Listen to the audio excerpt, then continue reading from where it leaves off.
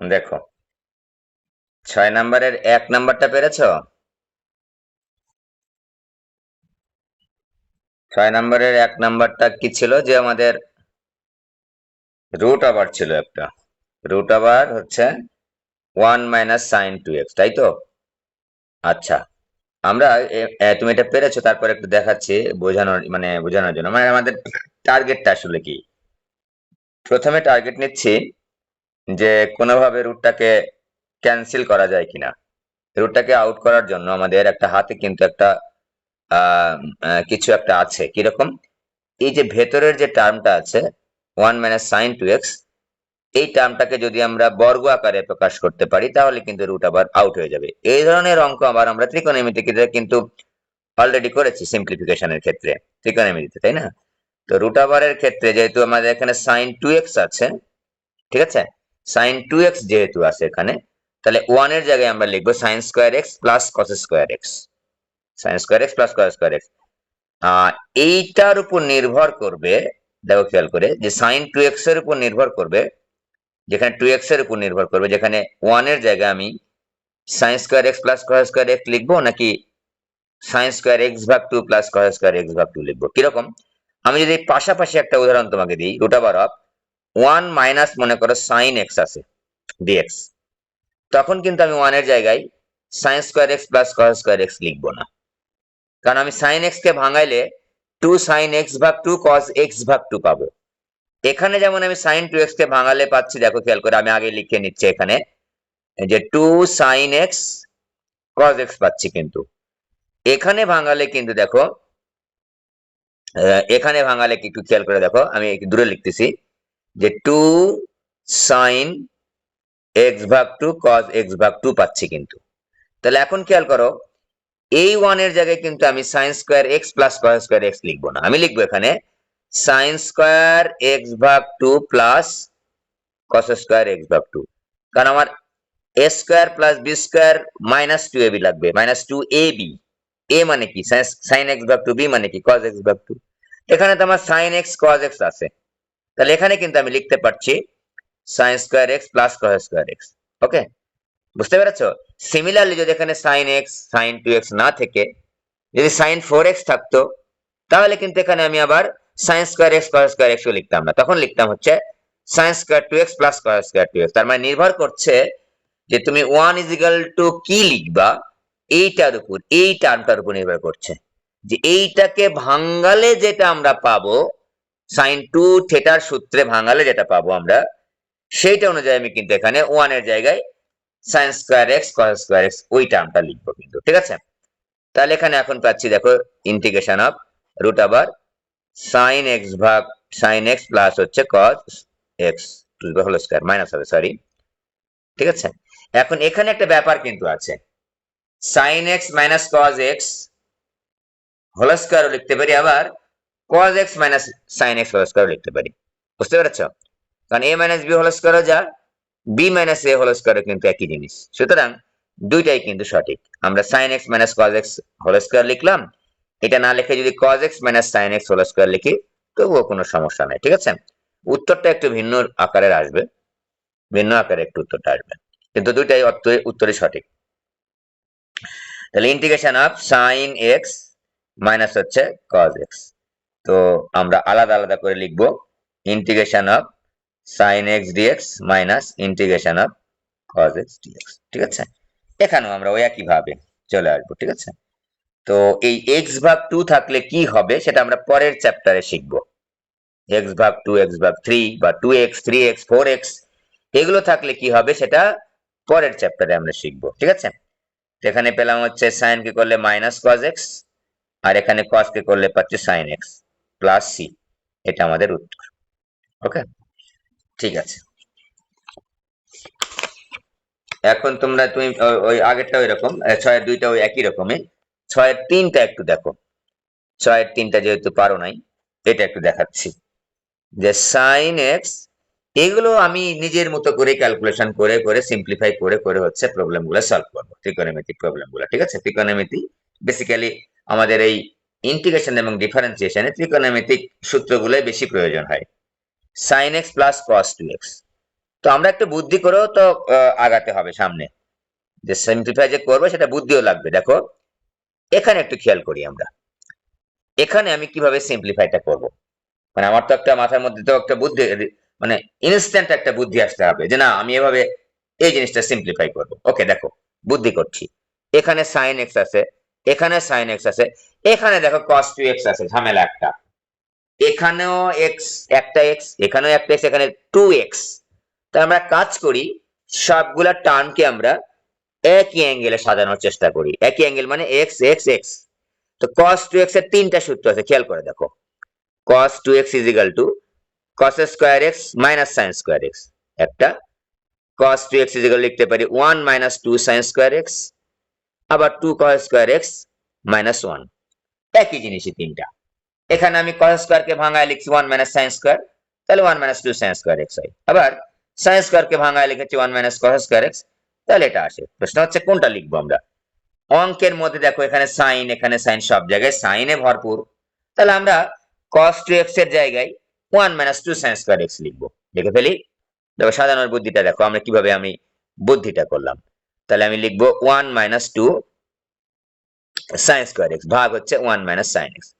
তো এইবার কি বুদ্ধি করব, আমরা বলেছি যে কোনো একটা ইন্টিগ্রেশনে আমরা সাধারণত ইউ ভাগ ভি আকারের কোনো সূত্র পাই নাই, কিন্তু ইউ ডিভাইড বাই ভি মানে উপরে একটা ফাংশন আছে, এর নিচে একটা ফাংশন আছে, অন্য বিভিন্ন ভাবে সলভ করা যায়। তো ইউ ভাগ ভি আকারের সিম্পলি মানে আমরা সূত্র পাই নাই। প্রথম কথা হচ্ছে আমরা দেখব যে নিচেরটাকে আউট করা যায় কিনা, নিচেরটাকে আউট করা যায় কিনা, তাহলে আমাদের একটু সুবিধা হবে। তো আমরা এখানে দেখো তো মিডল টার্মের একটা সাহায্য নিতে পারি। খেয়াল করে দেখো সাজায় যদি লিখি একটু 1 প্লাস সাইন এক্স, হ্যাঁ, মাইনাস 2 সাইন স্কয়ার এক্স, এটা একটু মিডল টার্ম করা যায়। মিডল টার্ম করলেই কিন্তু নিচেরটা কেটে যাবে। দেখো এই যে ডান পাশে 2 sin স্কয়ার x আর 1 গুণ করলে 2 হয়, 2 কে ভাঙায় আমি লিখবো 1 plus 2 sin x minus sin x। দেখো যা ছিল তাই থাকলো, কিন্তু মাইনাস হচ্ছে 2 sin square x। Okay, divide by হচ্ছে 1 মাইনাস sin x। বিভিন্ন রকম বুদ্ধি খাটাতে হবে সিম্পলিফিকেশনের ক্ষেত্রে। গণিত বুঝছো তো, বুদ্ধির খেলা, বিভিন্ন রকম বুদ্ধি। এই প্র্যাকটিস করতে করতে তোমার আয়ত্ত করতে হবে এটা। একবার এমনি এমনি আয়ত্ত হবে না, কখনোই না, কারো পক্ষেই সম্ভব না। ঠিক আছে, অনেক প্র্যাকটিসের মধ্য দিয়ে তোমাকে আগাতে হবে। তখন দেখবে যে তোমার কাছে এগুলো কিছুই মনে হচ্ছে না। অঙ্ক দেখা মাত্রই তুমি সিদ্ধান্ত নিতে পারতেছো কিভাবে সিম্পলিফাইটা করতে হবে। ঠিক আছে, ওয়ানটা কমন নাও, 1 plus 2 sine x minus sine এক্সটা কমন নাও, তাহলে 1 প্লাস 2 সাইন এক্স। খেয়াল করে দেখো 1 মাইনাস সাইন এক্সটা কেটে যাচ্ছে। তো integration of 1 minus sine x পাচ্ছি এখানে একটা, আর 1 প্লাস 2 সাইন এক্সটা পাচ্ছি। ওকে, তারপর হচ্ছে 1 মাইনাস সাইন এক্স এখানে লিখলাম, এটা কেটে দিলাম। থাকলো কি, থাকলো আমাদের integration of 1 plus 2 sine x dx. তো আমরা এখন আলাদা আলাদা করে লিখতে পারতেছি, dx plus integration of 2 sine x. ঠিক আছে, তো এক্সটাকে করলে এক্স হবে, প্লাস 2 সাইন এক্স করলে মাইনাস 2 কজ এক্স হবে, প্লাস সি। একবার লিখতে পারতাম 1 মাইনাস 2 কজ এক্স প্লাস হচ্ছে সি, এটা আমাদের উত্তর।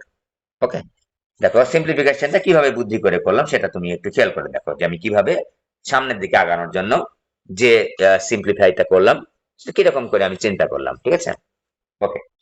7 নাম্বারটা দেখো, 7 নাম্বার বিভিন্ন ভাবে করা যায়, 7 নাম্বার বিভিন্ন ভাবে করা যায়। তো আমাদের হাতে যে সূত্রগুলো আছে সবসময় অঙ্ক করার সময় সূত্রগুলো নিয়ে বসবা, একটা কাগজে লিখে আলাদা করে লিখে বসবা। যদি কোনোটা ভুলে যাও বা মনে করতে না পারো বা কনফিউশন মনে হয় যেটা হবে কি হবে না, একটু দেখে নিও, একদিনেই তোমার সূত্রগুলো আয়ত্ত নাও আসতে পারে। ওকে, 7 বলেছে sec square x cosec square x, sec square x cos square x. দেখো আমাদের হাতে integration of sec square x এর ইন্টিগ্রেশন আছে, আমাদের হাতে শুধু cosec স্কয়ার এক্স ডিএক্স এর ইন্টিগ্রেশন আছে। sec স্কয়ার কে করলে হয় হচ্ছে tan x প্লাস সি, আর cos স্কয়ার এক্স হলে minus cot x plus C. এটা আমাদের হাতে আছে, সূত্র দুটো আমাদের হাতে আছে। কিন্তু এখানে একটা জিনিস খেয়াল করো, এখানে কিন্তু sec স্কয়ার cos স্কয়ার গুণ অবস্থায় আছে, এরকম এখন কোন সূত্র কিন্তু আমরা হাতে পাই না এখন পর্যন্ত, তাই না? sec square x cos square x দুইটা একসাথে আছে, একসাথে গুণ অবস্থায় আছে, এরকম কোন সূত্র আমাদের হাতে নেই। তাহলে একটা কাজ করতে হবে, আমরা একটা কাজ করি, কাজটা হচ্ছে এটাকে আলাদা করি, মানে এই সেক স্কোয়ারকে যদি আলাদা করতে পারি বা কোস স্কোয়ারকে যদি আলাদা করতে পারি, তাহলে কিন্তু আমরা আমাদের হাতে যেটা আছে সেটা কিন্তু বসাতে পারবো।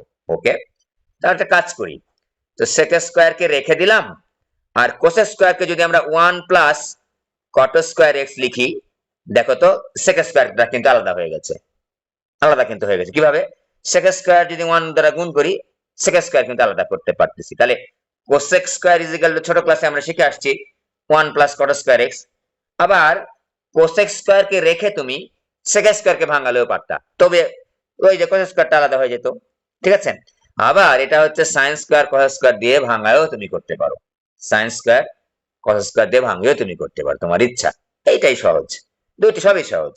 দেখো আলাদা আলাদা করে লিখবো, sec square x dx plus integration of, গুণ করে দিচ্ছি আলাদা আলাদা করে, হ্যাঁ গুণ করে আলাদা, sec square x into cot square x, তো ডিএক্স। ওকে, তো sec স্কয়ার তো আমার হাতে আছে, একবারে লিখবো, এটা ডিএক্স রাখলাম, প্লাস sec স্কয়ার কে ভাঙালে কি হয়, sec স্কয়ার কট স্কয়ার কিন্তু আমাদের হাতে নাই, কিন্তু আমাদের একেবারে স্পষ্ট দেখতে পাচ্ছি যে 1 ভাগ sec স্কয়ার, sec স্কয়ার মানে 1 ভাগ cos স্কয়ার, আর cot স্কয়ার মানে cos স্কয়ার ভাগ sin square, cos square cos square কিন্তু কেটে যাবে। দেখো 1 ভাগ cos square x into cot square সমান সমান হচ্ছে cos স্কয়ার x ভাগ হচ্ছে sin স্কয়ার। দেখতেই পাচ্ছি যে 1 ভাগ cos স্কয়ার ভাগ sin স্কয়ার, তো cos স্কয়ার আউট হয়ে গেল। Integration of sec square x dx plus 1 ভাগ sin স্কয়ার মানে হচ্ছে cosec স্কয়ার x dx হয়ে গেল। sec স্কয়ার করলে tan x পাচ্ছি, আর cos স্কয়ার কে পারলে আমরা মাইনাস cot x পাচ্ছি। এখানে আমরা উত্তরটা রেখে দিব, আমরা আর যাব না। এখন স্যার বলল এবার cos স্কয়ার কে রেখে sec স্কয়ার কেও ভাঙাতে পারো, কোনো সমস্যা নাই। আমি আরো একটা প্রসিডিউর শেখাচ্ছি, এটাও লিখতে পারো যে স্যার আমি যদি sin স্কয়ার কে sin স্কয়ার cos স্কয়ার করে নিতাম, হ্যাঁ এটা করলেও তোমাদের কোনো সমস্যা নাই। 1 ভাগ sin স্কয়ার x dx, উপরে কি থাকলো 1 থাকলো, নিচে কি থাকলো sin square x cos square x dx। এই যেহেতু আমাদের বিভিন্ন ভাবে করা যাবে, আগেই বলছি বিভিন্ন ভাবে এই অঙ্কটা করা যাবে, সবগুলাই সঠিক। এখন আমরা এখানে দেখো এই 1 এর জায়গায় sin স্কয়ার আলাদা করতে হবে, যে তাহলে দেখো তো sin square x plus cos square x লিখতে পারি। ঠিক আছে, ভাগ হচ্ছে, এইটা কিন্তু অতিরিক্ত আনলাম, কিন্তু 1 এর জায়গায় sin square x plus cos square x। ঠিক আছে, sin square x cos square x। এখন যদি তুমি আলাদা আলাদা করে লেখো, দেখো এই টার্মটা পেয়ে যাবা, এই টার্মটা পেয়ে যাবা কিরকম, sin square x divided by sin square x cos square x। ঠিক আছে, ইন্টিগ্রেশন অফ dx, এই যে sin স্কয়ার x ভাগ লিখলাম, plus integration of cos square x কে ভাগ করব, cos square x divided by sin square x cos square x dx।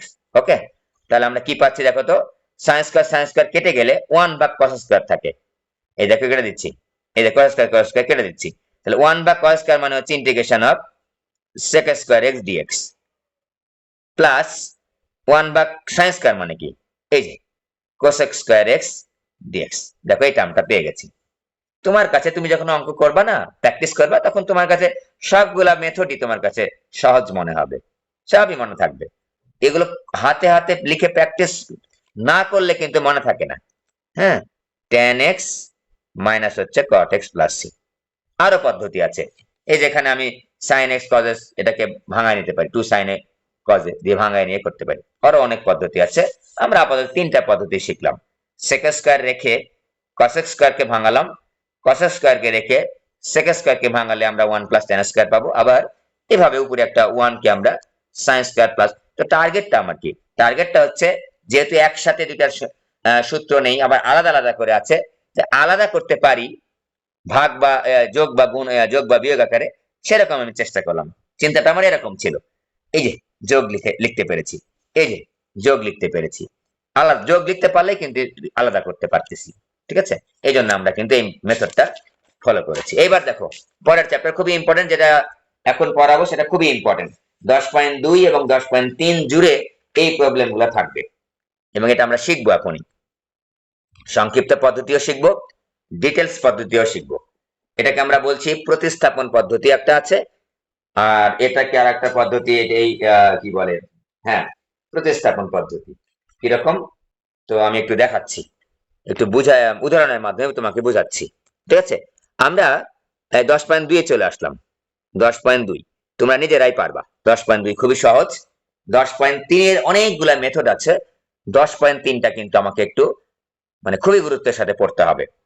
তো 10.1 10.2 যদি ভালোভাবে পারি, ওটাও আমরা কয়েকটা মেথড আমরা মুখস্থ করব, নিয়ম রুলস, যে এরকম থাকলে এরকম আমাকে ধরতে হবে, এরকম ভাবে করতে হবে, এরকম কিছু রুলস আছে। ইন্টিগ্রেশন তো হিউজ একটা চ্যাপ্টার। তো এখানে আমাদের যতগুলো আছে, এই 10.3টাই সবচাইতে কঠিন, এবং 10.3-এর কিছু অংশ কঠিন, সব অংশ না, কিন্তু কিছু অংশ। আমরা 6 থেকে 7টা মেথড বা রুলস মুখস্থ করবো 10.3-এ। যে এখন যেটা আমরা শিখছি এটা সহজ পদ্ধতি, এটা কিন্তু কঠিনের মধ্যে না। 6-7টা নিয়ম আছে, সেই 6-7টা নিয়ম আমরা শিখবো। ঠিক আছে,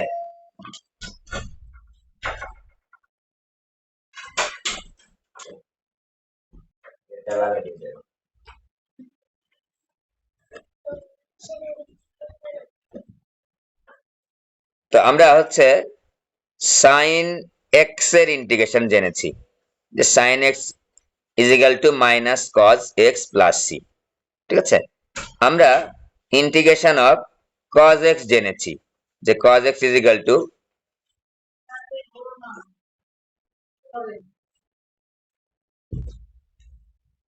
লাগা দিতে বলছিলাম,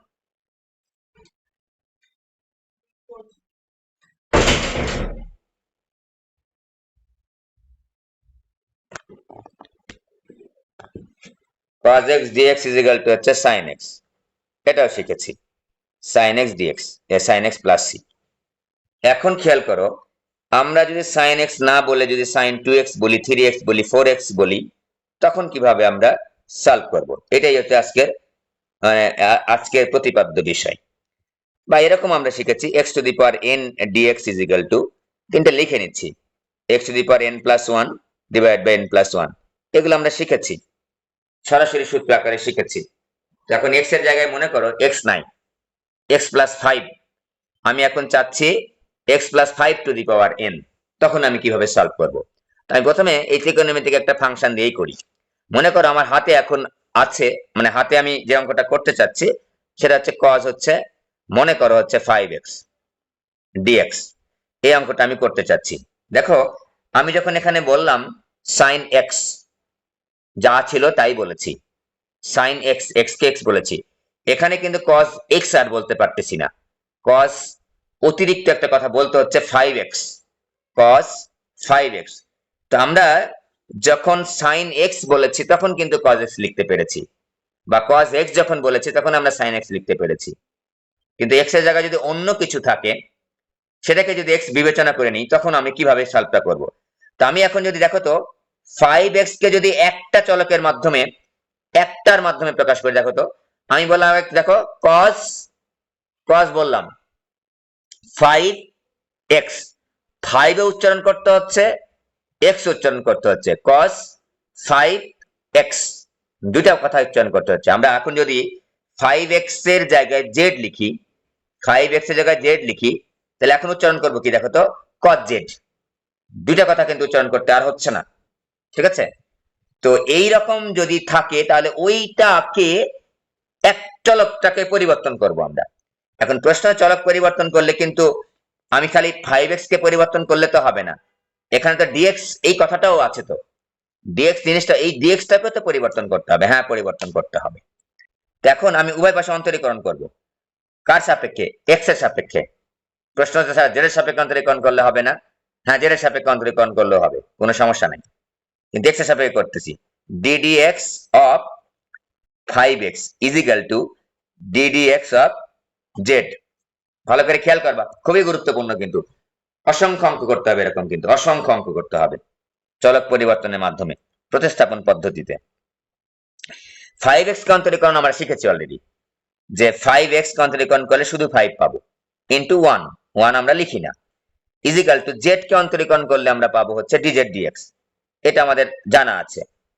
তো স্যার মনের মধ্যে প্রশ্ন আসতে পারে, স্যার যে ddx অফ z, z তো স্যার কনস্ট্যান্ট না, জেড কনস্ট্যান্ট না, জেড এর মধ্যে এক্স আছে, খেয়াল করে দেখো এখানে দেখতে পাচ্ছ জেড এর মধ্যে এক্স আছে, সুতরাং জেড কিন্তু কনস্ট্যান্ট না। তাহলে আমি কি লিখবো? ডিজেড ডিএক্স লিখবো। এখন আমরা একটু গুণ করে দিব, 5 dx is equal to dz, 5 dx is equal to dz, বা dx is equal to dz divide by 5। ভালোভাবে আয়ত্ত করো কিন্তু এইটা। দেখো আমরা dx এর মানটা ডিজেড এ নিয়ে চলে যেতে পারলাম।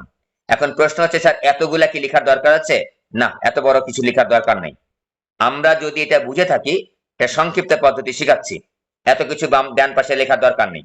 সংক্ষিপ্ত পদ্ধতি হচ্ছে এই যে 5x = z ধরেছি না, এখান থেকে এখানে সরাসরি আসবো, এখান থেকে এই যে এই 1 নাম্বার লাইন থেকে 4 নাম্বার লাইনে সরাসরি আসবো, 1 নাম্বার লাইন থেকে 4 নাম্বার লাইনে সরাসরি আসবো। প্রশ্ন হচ্ছে কিভাবে স্যার?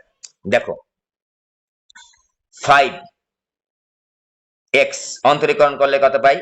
5 পাই। চলকের নাম কি?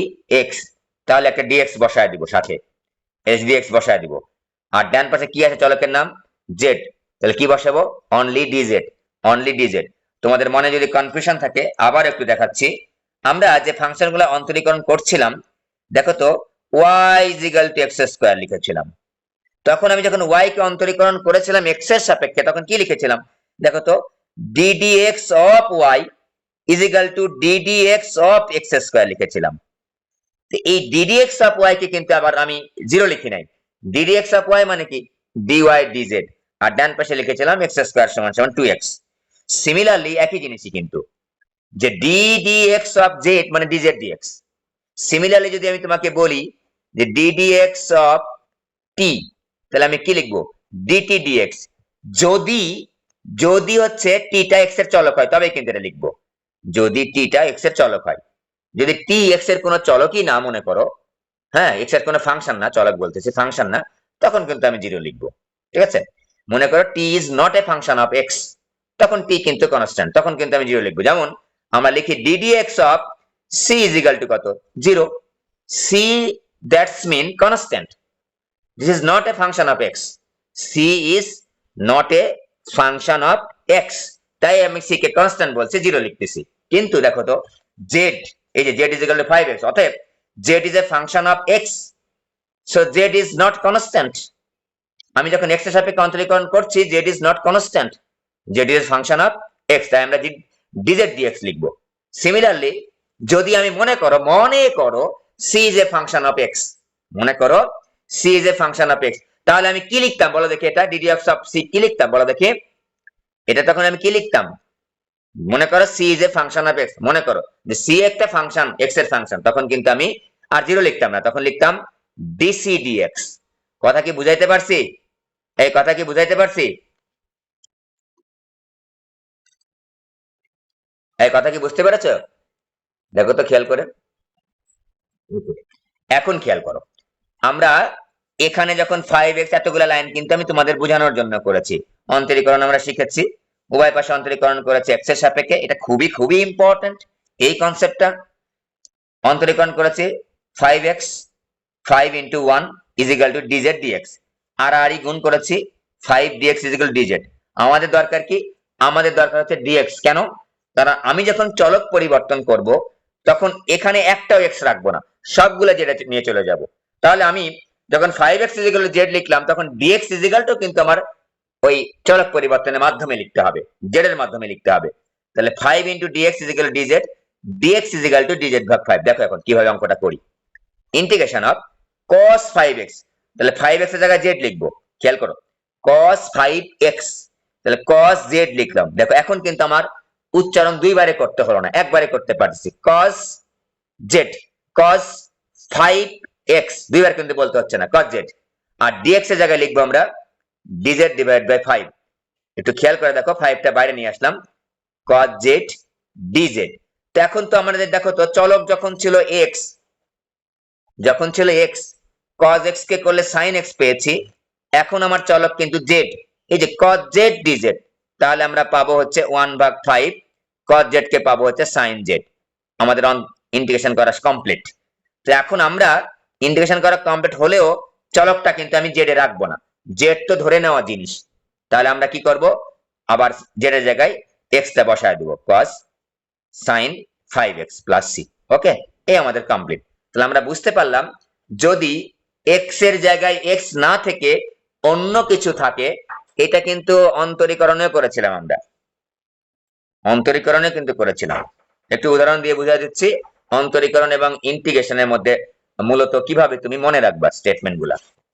একটু খেয়াল করি, ডিডি এক্স অফ, যখন আমি সাইন এক্স লিখেছিলাম সাইন 5x, তখন আমি লিখেছিলাম দেখো একবারে একবারে সংক্ষিপ্ত পদ্ধতিতে সাইন এক্স, মনে মনে এটাকে এক্স ধরেছিলাম, মনে মনে এটাকে এক্স ধরেছিলাম, যে সাইন এক্স, সাইন এক্স কে করলে কত হয়, কজ এক্স হয়, এক্স এর জায়গায় কি লিখবো 5x, ইনটু ওই যে ভেতরটাকে এক্স বলেছিলাম ওইটা তো এক্স না, ওইটা অন্য কিছু।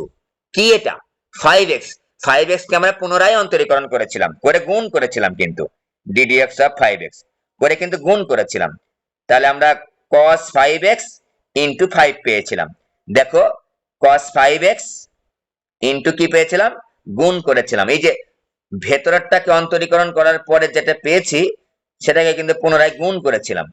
ভেতরটাকে অন্তরীকরণ করার পরে যা পেয়েছি সেটাকে কিন্তু আমরা গুণ করেছিলাম। এবার আমরা যখন ইন্টিগ্রেশন করব, খেয়াল করো, sin 5x sin 5x dx integration করলে মনে মনে এটাকে x ধরো, অসুবিধা নাই।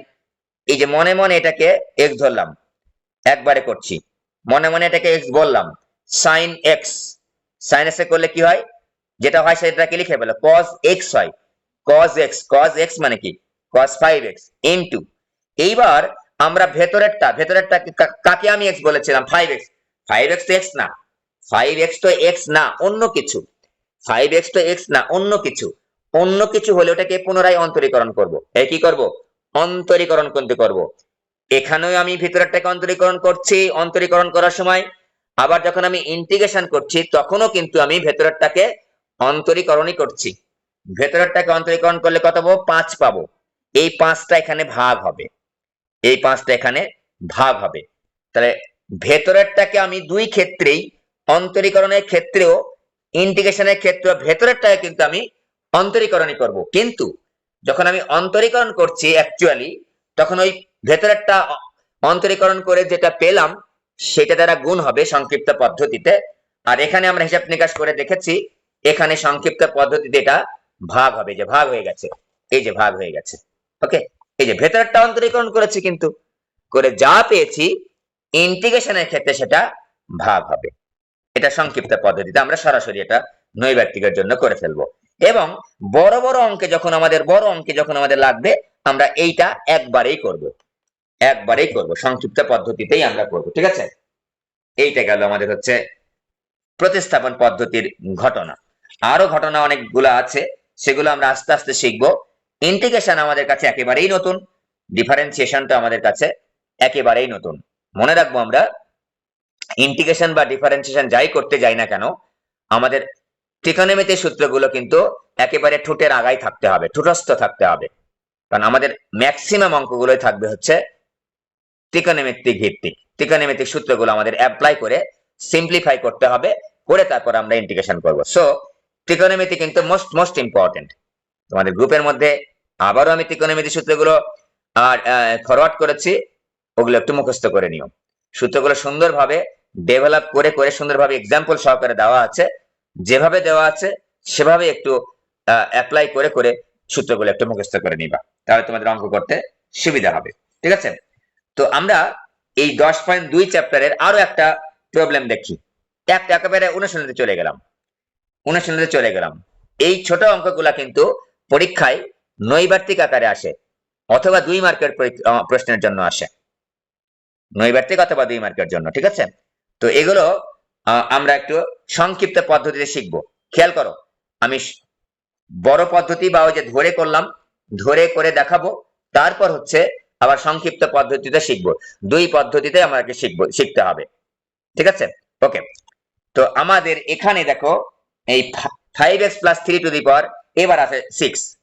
আমরা এতক্ষণ পর্যন্ত শিখেছিলাম x to the power n dx is equal two x to the power n plus 1 n plus 1 plus c, এটা আমাদের সূত্র। কিন্তু এখানে তো x এর জায়গায় তো x নাই, কি আছে 5x+3 আছে। তো এখন কি খেয়াল করো তো, তাহলে আমরা 5x+3 কে ধরে নিচ্ছি, 5x+3 is equal to Z ধরে নিচ্ছি। সিঙ্গেল চলক আমরা ম্যাক্সিমাম ক্ষেত্রে জেড অথবা ইউ ধরবো, জেড অথবা ইউ ধরবো। তো এখন খেয়াল করো, একবারে লিখবো কিন্তু দুইবারে আর লিখছি না, যেহেতু এখানে শিখাইছি 1 নম্বর লাইন থেকে 4 নম্বর লাইনে একবারে চলে যাব। অন্তরীকরণ করব বাম পাশেরটা করে, বাম পাশে যে চলক আছে সেটার সাথে ডিএক্স লিখবো, ডান পাশে যে চলক আছে সেটার সঙ্গে ডিজেড লিখবো। শিখাইছি সুন্দর করে, ঠিক আছে?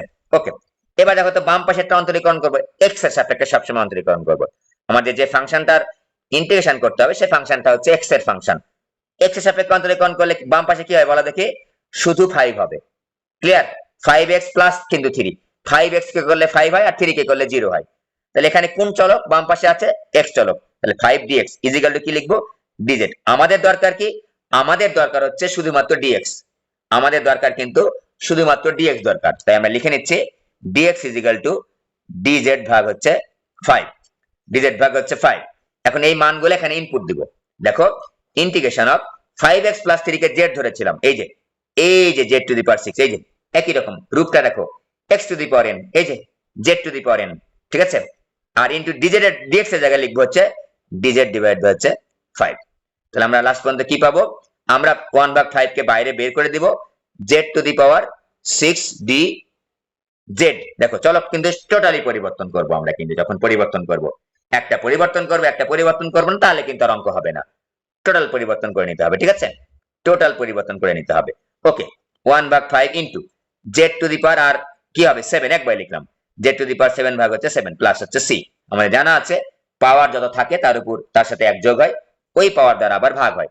তাহলে 1/35 ইনটু জেড কে রাখবো না আমরা, জেড এর জায়গায় লিখবো হচ্ছে 5x plus 3 to the power 7। এবার ঠিক খেয়াল করো, সংক্ষিপ্ত পদ্ধতিতে করে দেখাচ্ছি, সংক্ষিপ্ততাও লাগবে আমার, একবারে লিখছি এবার খেয়াল করবা। Integration of 5x plus 3 to the power হচ্ছে 6 dx ইজ ইকুয়াল টু, এখানে দেখো x টু দি পাওয়ার, মনে মনে এই 5x প্লাস 3 কে x ধরে নাও, তাহলে x to the power n আছে, তাহলে 5x প্লাস 3 টু দি পাওয়ার কত হবে, তাহলে 7 ভাগ 7 হইল, ইনটু ভেতরেরটা যাকে x বলে এই অঙ্কটা কমপ্লিট করার চেষ্টা করেছি, x আসলে x না, x এর জায়গায় কি আছে 5x প্লাস 3 আছে, তাহলে ভেতরটাকে অন্তরীকরণ করলে কি হবে 5 হবে, ওই 5 দ্বারা কি হবে ভাগ হবে।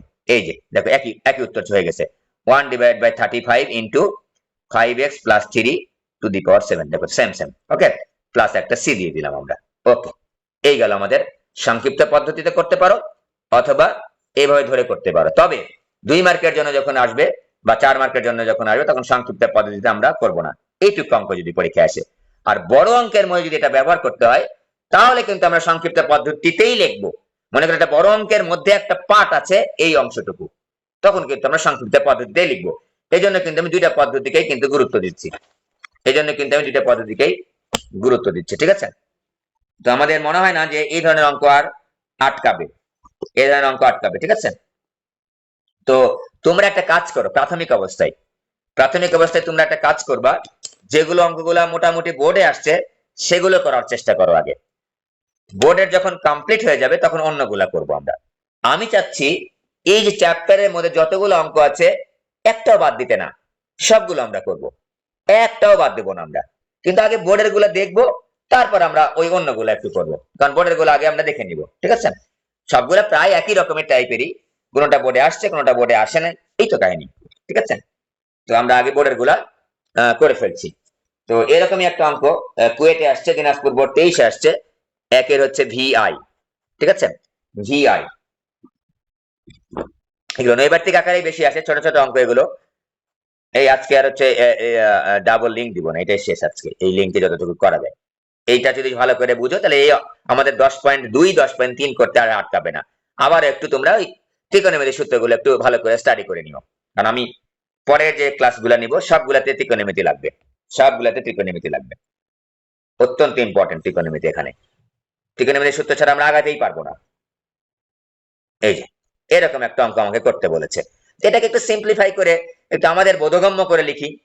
তো আমি এটাকে এভাবে লিখতে পারি, দেখো তো 1 - 4x টু দি পাওয়ার 1/3 লিখতে পারি, তাই না? 1/3 এটার চিহ্নের নাম হচ্ছে 1/3 কিউবিক রুট যেটাকে আমরা বলি।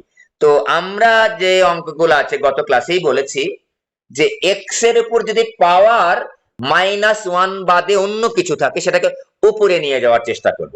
এখানে এক্স সি কিন্তু আছে, এক্স এর সাথে কনস্ট্যান্ট হিসেবে 1 2 3 4 যোগ বিয়োগ থাকলে কোনো সমস্যা নাই, ওইটাকে আমরা মনে মনে এক্স ধরে নিব। কিন্তু এখানে যদি এক্স স্কয়ার থাকতো 1 - 4x স্কয়ার তাহলে কিন্তু হতো না। আবার বলছি 1 - 4x আছে বলেই কিন্তু আমি x to the power N K আমি ভাঙাতে ও আকারে কিন্তু ভাঙাতে পারবো। দেখো আমার সূত্র কিন্তু x to the power N, ভালো করে খেয়াল করো, এক্স স্কয়ার টু দি পাওয়ার কিন্তু এন না। এই 1 - 4x কে আমি x to the power N হিসেবে বিবেচনা করতে পারবো, কিন্তু এখানে যদি 1 - 4x স্কয়ার থাকতো তাহলে সেটাকে কিন্তু আমি x to the power N হিসেবে বিবেচনা করতে পারতাম না, মনে যেন থাকে। তাহলে 1 - 4x টু দি পাওয়ার কিন্তু আমি -1/3 লিখতে পারছি। তো আমি যদি সংক্ষিপ্ত পদ্ধতিতে করতে চাই কত হবে দেখি বলতে পারি কিনা।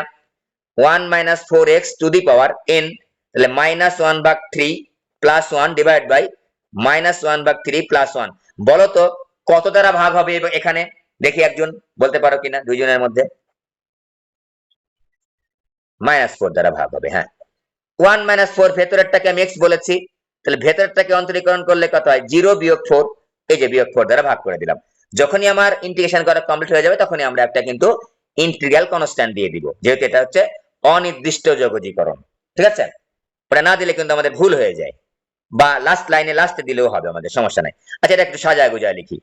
1 - 4x to the power 2/3 divide by হচ্ছে -4 ইনটু হচ্ছে 2/3, তো -8/3। তো একবারে যদি লিখি আমরা একটু সাজায় গুজায়, তাহলে 3 ভাগ হচ্ছে 8 হবে, -3/8, এই 3টা পাল্টে খেয়ে উপরে চলে যাবে আর -8টা নিচে থাকবে। ওকে, into 1 - 4x to the power হচ্ছে 2/3। আমাদের এই অঙ্কটা এভাবে করলেই হবে, আমাদের ওই যে ধরে ভিতরেরটা ধরে করতে হবে সেটা এরকম না, এভাবে করলেও চলবে। তো ধরে করলেও কোনো সমস্যা নাই, এভাবে করলেও কোনো সমস্যা নাই, ঠিক আছে। সংক্ষিপ্ত পদ্ধতিতে তুমি করতে পারো, অসুবিধা নেই, একই জিনিস দিতে পারছি আমরা। তো আমাদের এইসব ক্ষেত্রে হয়তো বা সংক্ষিপ্ত পদ্ধতিতে আমরা করতে পারতেছি, কিন্তু কিছু কিছু প্রতিস্থাপন আছে যেখানে এরকম সংক্ষিপ্ত পদ্ধতি তুমি ব্যবহার করতে পারবা না, বা তুমি ঘুলায় ফেলবা, ভুল হওয়ার সম্ভাবনা থাকবে। তাই ওগুলো ক্ষেত্রে কিন্তু আমরা ওই ধরেই নিব, আমরা যেভাবে এখানে ধরে নিলাম না, এখানে এরকম করে ধরে নিব, কিন্তু ধরে নিলে কিন্তু আর ভুল হওয়ার সম্ভাবনা থাকবে না। 10.3 এর ম্যাক্সিমাম অঙ্কগুলো কিন্তু আমাদের ওই প্রতিস্থাপন ধরে ধরে হবে।